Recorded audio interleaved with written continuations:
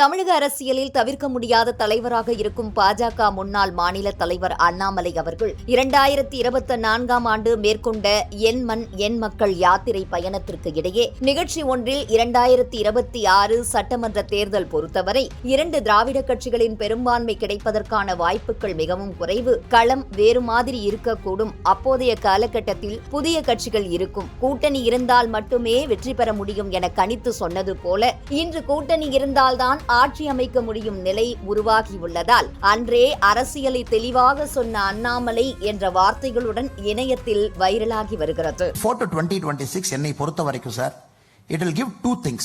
One, 100% nobody is going to form a majority government in 2026. இது option ஏவா இருக்கும்.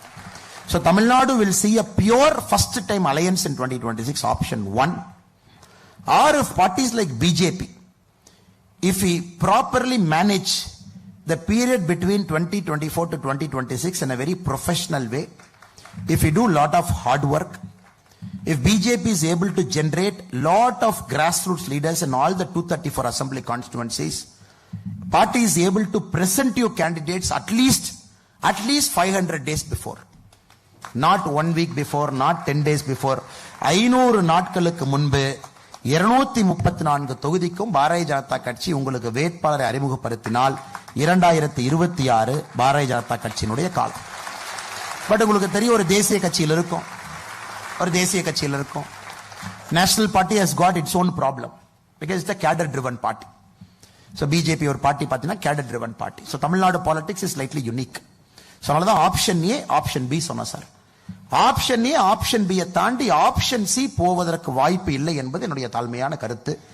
திரும்ப we will not see one party in Tamil Nadu who will say I got 118, I got 130, I got 150. That is gone sir. 2021 முடிஞ்சு போச்சு.